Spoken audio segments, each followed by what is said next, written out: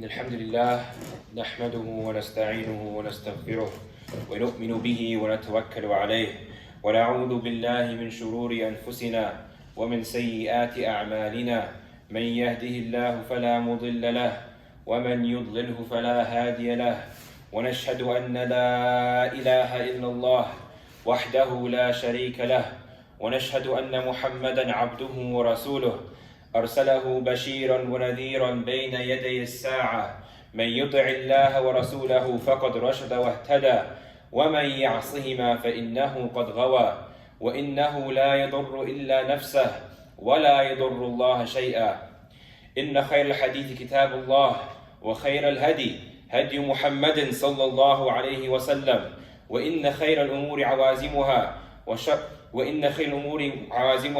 وشر الأمور محدثاتها وكل محدثة بدعة وكل بدعة ضلالة وكل ضلالة في النار أما بعد فأعوذ بالله من الشيطان الرجيم بسم الله الرحمن الرحيم قال الله تعالى في كتابه المجيد يا أيها الذين آمنوا ادخلوا في السلم كافة ولا تتبعوا خطوات الشيطان إنه لكم عدو مبين أما بعد Assalamu alaikum wa rahmatullahi wa barakatuh. So inshallah, brothers and sisters, today my khutbah is going to revolve around one hadith. Inshallah, I'll read it and I want us to think about it and ponder on it and apply it in our lives, inshallah. Rasulullah sallallahu alayhi wa sallam says, مَثَلُ الْقَائِمِ عَلَى حُدُودِ اللَّهِ وَالْوَاقِعِ فِيهَا. So the example of the person who is aiding by Allah's order in restrictions. And it's a longer hadith. But the general idea, before I get into the specifics of the hadith, the general idea is that, imagine Rasulullah sallallahu alayhi wa sallam is trying to describe for us people who are on a boat. And on this boat, you have people who are trying to maintain hududullah, the limits of Allah subhanahu wa ta'ala. They're trying to stay away from the haram, and they're trying to enjoy the halal. They're trying to do what's good and avoid what's evil. And on this boat, before they got on, there's two levels. The lower level and the higher level. So the upper deck and the lower deck. And so, as these people, these Muslims, were getting on this boat, they, drew lots or whatever, as the hadith says, and a part of them, a group of them, was chosen to go to the lower deck, and the other part was in the upper deck. And now, what would happen, of course, is that the people in the lower deck and upper deck, of course, would get thirsty, and they want to drink water, right? So the upper deck, they had access to the water, so they would drink water, and then the lower deck, they would always have to bother the ones in the upper deck by going up there and asking, hey, can you grab me some water? And then we get some water for them, and then go back down. It was a repeating process. And so, in the hadith of Rasulullah sallallahu alayhi wa sallam, the people in the lower deck, they chose, you know what? If we're bothering the ones in the upper deck, we might as well just poke a hole in our part of the ship, in the lower deck, and that way, we'll have access to water, they'll have access to water in the upper deck, and it's easier that way. It's easier. I don't have to go and bother them, and you don't have to go and ask them, and then they have to go and grab it and bring it to me. We can avoid all of that if I just poke a hole in the lower deck. And I want to read the end of the hadith after this, where Rasulullah sallallahu alayhi wa sallam says, وَلَمْ نُؤْذِي مَنْ فَوْقَنَا. And we won't, continue to hurt the ones above us. And then Rasulullah sallallahu alayhi wa sallam says, فَإِنْ يَتْرُكُوهُمْ وَمَا أَرَادُوا هَلَكُوا جَمِيعًا. And if they leave them to what they wish, if they leave them to continue to do what they want, meaning here to poke the hole in their part of the ship, هَلَكُوا جَمِيعًا, then all of them will perish. And then Rasulullah sallallahu alayhi wa sallam says, وَإِنْ أَخَذُوا عَلَىٰ أَيْدِيهِمْ نَحَبُوا وَنَحَبُوا جَمِيعًا.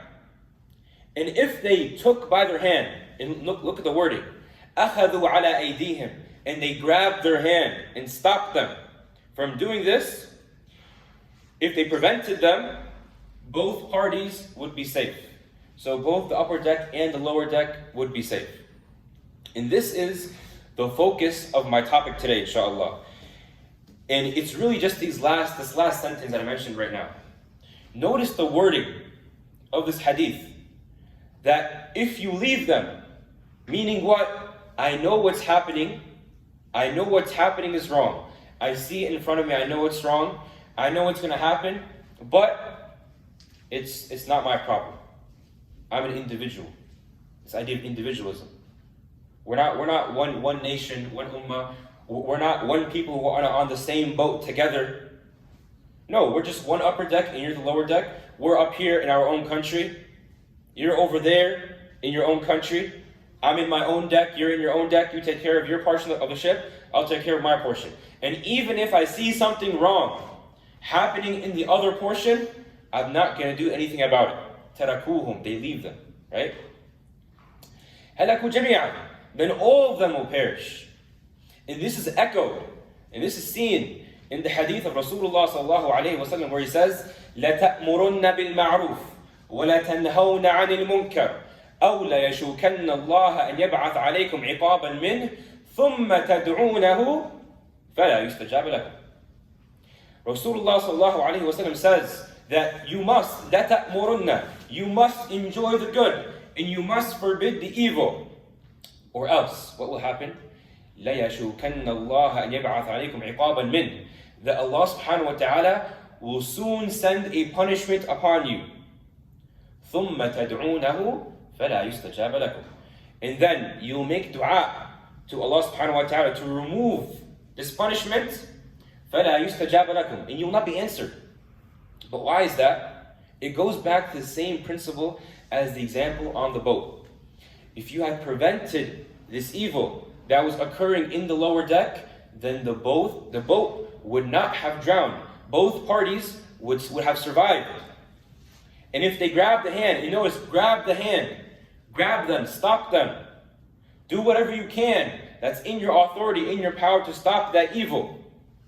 If you had done that, then they all would have been saved. And of course, the larger example I want to give about this, brothers and sisters, is the issue of Gaza, but not just the issue of Gaza, but the other Muslims across the world, and all the injustices in general we see across the world. We see, for example, the most common thing being talked about right now is Gaza, of course. But also, there's Sudan. There's a civil war happening in Sudan with an insane number of Muslims being killed. And this is Muslims killing Muslims. We look in Syria, same thing. We look in other countries, same thing, the same problems. Muslims are being killed. People are being slaughtered. There's corruption in the land, etc. So many evil. So, from our perspective, how can I look to Allah subhanahu wa ta'ala on the day of judgment? How can I meet Allah subhanahu wa ta'ala on the day of judgment and say, I'm an individual. I'm, for example, Jordanian. Can I meet Allah subhanahu wa ta'ala and tell him, Ya Allah, yes, there was something happening in Gaza and Palestine. There's something happening in Sudan. There was something happening in Syria. There's something happening over here and over there. But I'm Jordanian. My country, we have some issues, but other than that, alhamdulillah, there's no civil war, there's no kind of active conflict, alhamdulillah. Can I meet Allah subhanahu wa ta'ala saying this? Of course not. So this idea, and this is the focus of my khutbah today, this idea of individualism, this idea of nationalism, it is absolutely contradictory to Islam. Of course, one can have a love for the land they came from, or enjoy staying in the land they came from, and they find tranquility and peace over there. Rasulullah sallallahu alayhi wa sallam, he loved Mecca. He loved Mecca. And he did not want to leave Mecca. But look at the seerah. If you look at seerah with a very keen, precise eye, Rasulullah sallallahu alayhi wa sallam loved Mecca. He did not want to leave. But what did he do? After many years in Mecca, speaking to his people, what did he do? He left. Why did he leave? Because he understands there's fara'id from Allah subhanahu wa ta'ala. He understands that there's obligations from Allah subhanahu wa ta'ala that he has to undertake. And because he can't do that in the land that he loves, in the land that he, at this current time, is being rejected, his people are rejecting him, he had to leave. So what comes first? Islam or your nation, or Palestine, or Jordan, or Syria, or Yemen, or Pakistan, or India.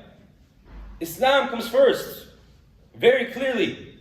And Rasulullah sallallahu alayhi wa sallam describes nationalism, asabiyya, as da'uha فَإِنَّهَا مُنْتِنَةٌ. Leave it, for it is rotten. Rotten. And why is it rotten? Because when there's something that's rotten, it spreads. It's like a disease, it spreads. And if we look at the Muslim world, it has been infested with the rottenness of nationalism. And this is something that was put in place by the kuffar. This is something that was put in place specifically by Britain, France, and America, the colonialist countries. If everyone goes, and after khutbah, go online and look up Sykes-Picot Treaty or agreement, and look up the details of this agreement, where literally the British and the French sat down and said, you know what? We see after, of course, the Ottoman Caliphate, the Ottoman Empire was defeated after it had become it was still united as a Muslim in terms of, in general, politically or technically united, but it had lost its power. So at this point they decided, you know what? Now it's time for us to do what? To split up the Muslim lands. Divide and conquer. We've all heard that phrase, divide and conquer. Why is divide and conquer such a powerful principle to follow? Why? Because if I can say that he's from Syria, and he's from Jordan, and he's from Palestine, then he's not going to worry about the guy from Syria. The guy from Syria is not going to worry about the one from Palestine or Jordan, and everyone is stuck to their own issues. And this is the crux of why we see this issue continue in the Muslim lands. Whether it's Gaza right now, or somewhere else in the future, or other lands in the past.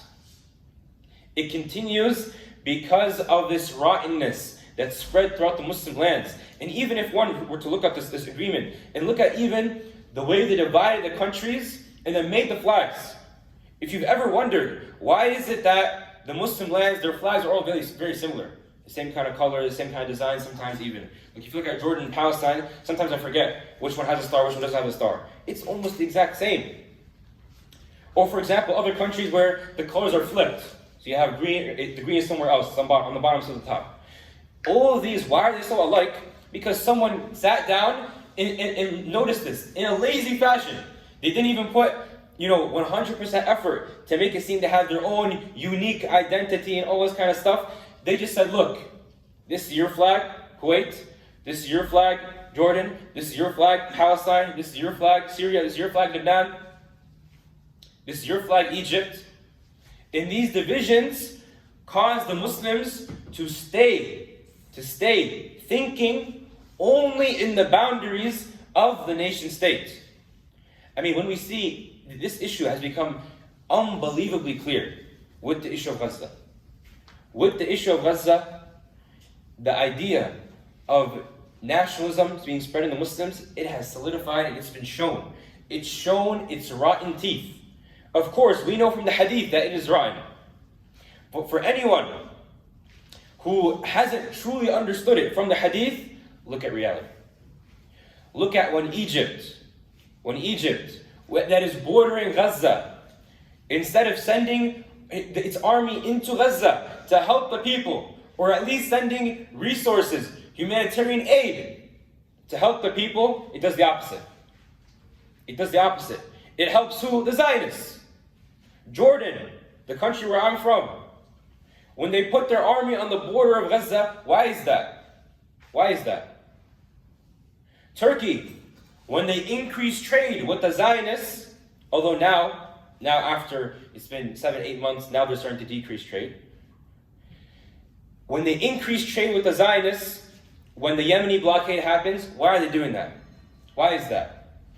Why is it that the first line of defense, the real IDF, the real Israeli defense forces, why is it that it's always the Muslim Arab rulers? Why?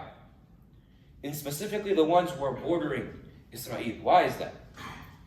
Because we have to understand, brothers and sisters, and this is the crux of my khutbah today, that these colonialists came and installed these identities onto us. And they did it for a purpose.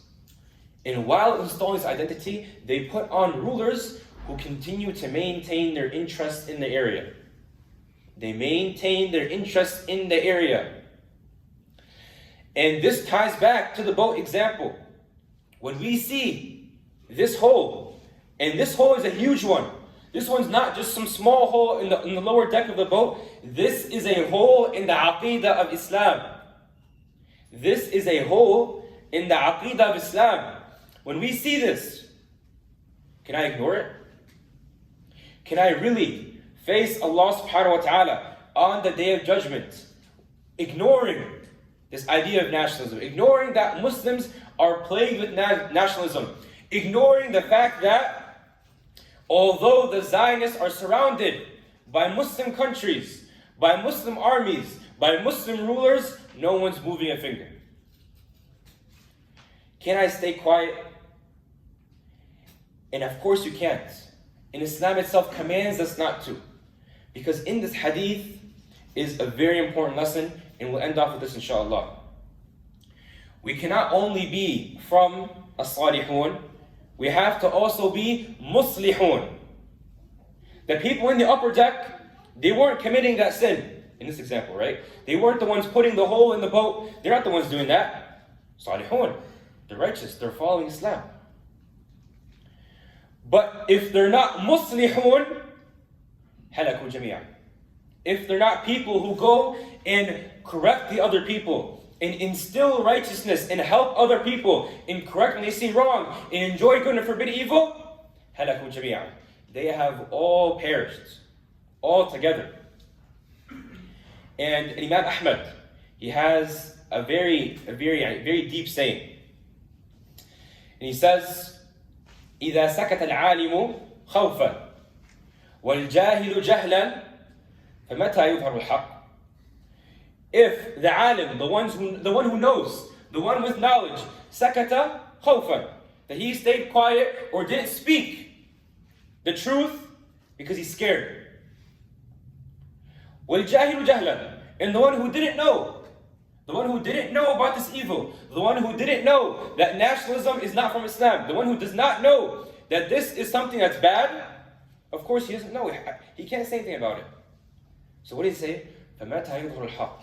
So when will the truth come and show its light, and show to the people that this is the truth? When is it going to come? So we have to be people who carry the truth, live by the truth, and speak the truth. أقول قولي هذا وأستغفر الله لي ولكم ولسائر المسلمين فاستغفروه إنه هو الغفور الرحيم.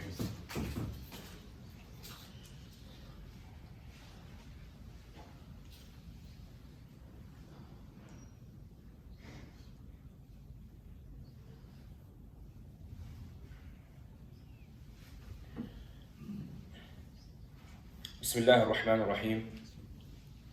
I want to end off with one last hadith of Rasulullah sallallahu alayhi wa sallam, where he talks about asabiyya. He talks about nationalism. Rasulullah sallallahu alayhi wa sallam said, ليس منا من دعا إلى عصبية وليس منا من قاتل على عصبية وليس منا من مات على عصبية.